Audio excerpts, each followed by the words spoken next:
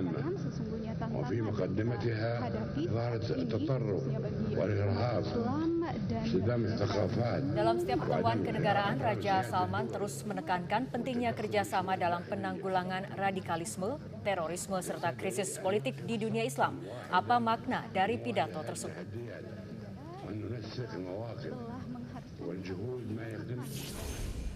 Sejumlah nama besar tidak lolos seleksi komisioner OJK. Panitia seleksi calon Dewan Komisioner OJK membantah tidak transparan dalam proses penilaian calon Dewan Komisioner Otoritas Jasa Keuangan.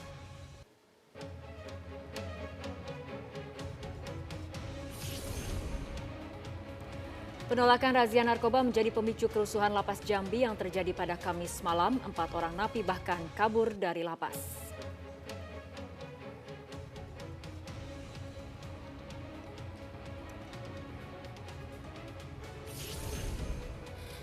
Anda kembali menyaksikan Primetime News. Program ini akan memberikan informasi terpilih yang terjadi sepanjang hari ini dan menyajikannya dengan mengemas makna dalam sebuah berita. Saya Andini Effendi. Ya, dan saya Fitri Megantara akan menemani Anda selama 90 menit ke depan. Pertemuan Raja Salman dengan perwakilan Ormas Islam di Indonesia. Akankah peristiwa tersebut menjadi tonggak peran penting Ormas Islam di Indonesia? Sejumlah nama besar yang berlatar belakang politik dan perbankan gagal lolos dalam seleksi pemilihan Komisioner Otoritas Jasa Keuangan atau OJK. Akan seperti apa calon komisioner OJK yang ideal dan peran penting lembaga ini dalam sistem perekonomian Indonesia akan kita bahas dalam Primetime News hari ini. Ya, selain itu kita juga akan membahas mengenai kerjasama kelautan dan perikanan yang telah ditandatangani oleh pemerintah Indonesia dan Arab Saudi. Hari ini kami akan bertanya langsung ke Menteri Susi Pujiastuti, konkret kerjasama yang akan dilakukan. Dan inilah Primetime News lengkapnya, makna dalam sebuah berita.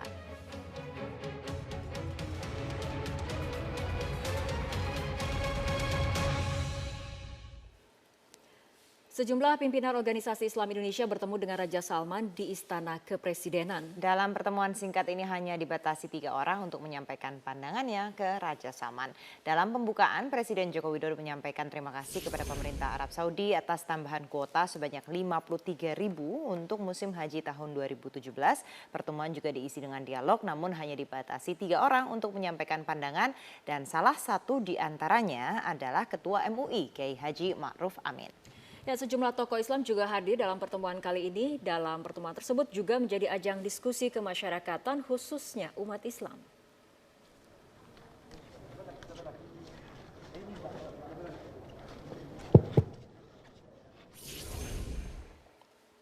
Raja Salman bin Abdul Aziz Al Saud juga bertemu dengan pimpinan DPR MPR. Dalam pidato singkatnya, Raja Salman menekankan pentingnya toleransi dan kerjasama menanggulangi terorisme. Raja Arab Saudi Salman bin Abdul Aziz Al Saud melakukan kunjungan kehormatan ke gedung DPR Senayan. Kunjungan Raja Salman mengenang kunjungan Raja Faisal 47 tahun yang lalu di tempat yang sama. Kehadiran Raja Salman bin Abdul Aziz Al Saud disambut antusias anggota DPR. Hampir semua anggota bersiap dengan kamera telepon genggam untuk mengabadikan peristiwa penting ini. Dalam pidato, Ketua DPR Setia Novanto menyatakan kunjungan Raja Salman menandai babak baru hubungan Indonesia dengan Arab Saudi yang makin mempererat hubungan kedua negara. Setia Novanto menyambut baik penandatanganan 11 nota kesepakatan antara pemerintah Indonesia dengan Arab Saudi. Juga disinggung mengenai permasalahan TKI dan kuota haji Indonesia yang menjadi aspirasi masyarakat Indonesia.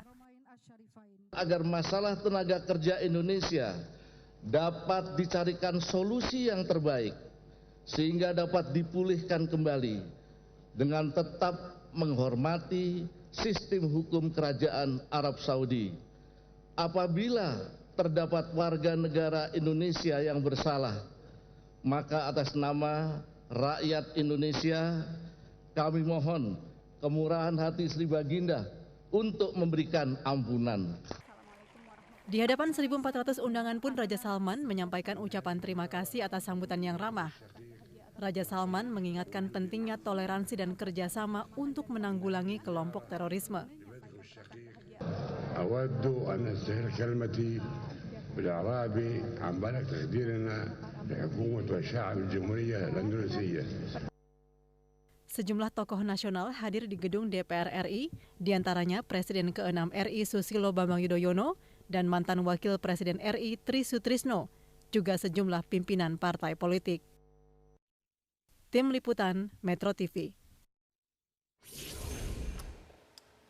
Setelah berpidato di parlemen, Raja Salman bin Abdul Aziz Al Saud juga mengunjungi Masjid Istiqlal di Jakarta Pusat. Kedatangan Raja Salman di Istiqlal disambut langsung oleh Presiden Joko Widodo dan antusiasme masyarakat.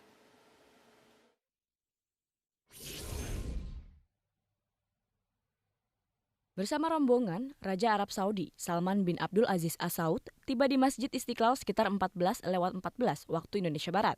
Kedatangan Raja Salman disambut oleh Presiden Joko Widodo dan Imam Besar Masjid Istiqlal, Nasaruddin Umar. Di Istiqlal, Raja Salman menunaikan sholat tahiyatul masjid. Kunjungan Raja Salman di Masjid Istiqlal berlangsung singkat hanya sekitar 30 menit sesuai jadwal.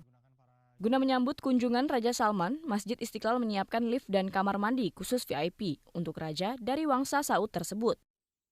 Ya jelas dari kemarin sudah 100% ya, hari ini apalagi karpet merah di mana jalan yang akan beliau lalui semua ditutup dengan karpet merah. Kemudian lift khusus yang akan mengantarkan Raja Salman dari ruang VVIP ke lantai utama juga sudah oke, sudah layak dipakai.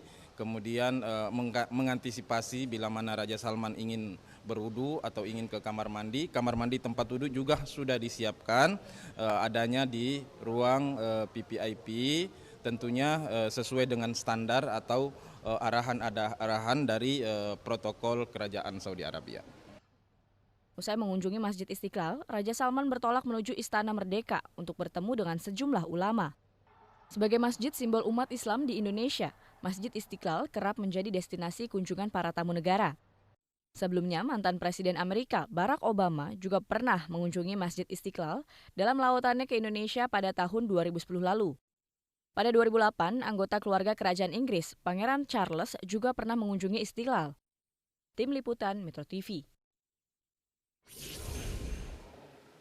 Salah satu agenda kunjungan Raja Salman selama berada di Indonesia adalah berkunjung ke Masjid Istiqlal. Rumah ibadah umat Islam ini adalah kebanggaan Indonesia, terlebih dengan nilai histori di balik didirikannya Masjid Istiqlal.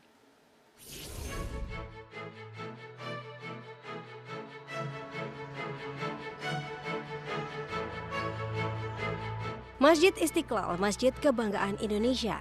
Luasnya yang mencapai 9,32 hektar menempatkannya sebagai masjid terbesar se-Asia Tenggara. Ada sejarah panjang di balik berdirinya rumah ibadah ini. Tahun 1948 muncul niatan untuk mendirikan masjid yang menjadi ciri khas bangsa Indonesia.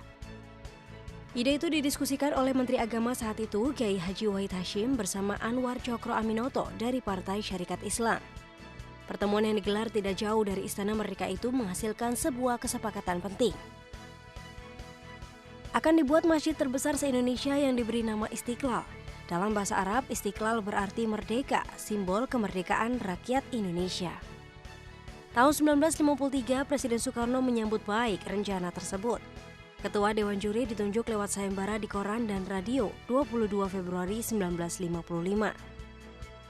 Soekarno ingin masjid dibangun di Taman Wilhelmina berdampingan dengan gereja katedral sebagai lambang toleransi antar umat beragama.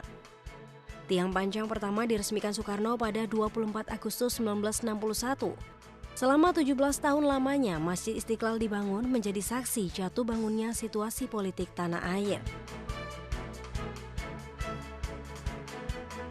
Tanggal 22 Februari 1978, Presiden Soeharto meresmikan Masjid Istiqlal. Total biaya pembangunan masjid sebesar 7 miliar dari APBN dan 12 juta dolar Amerika. Hingga kini keberadaan Masjid Istiqlal masih terus menjadi saksi berbagai dinamika yang terjadi di ibu kota.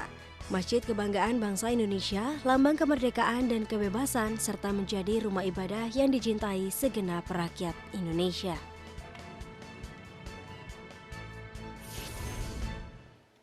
Apa makna dari pertemuan Raja Salman dengan perwakilan Ormas Islam Indonesia? Informasinya sesaat lagi.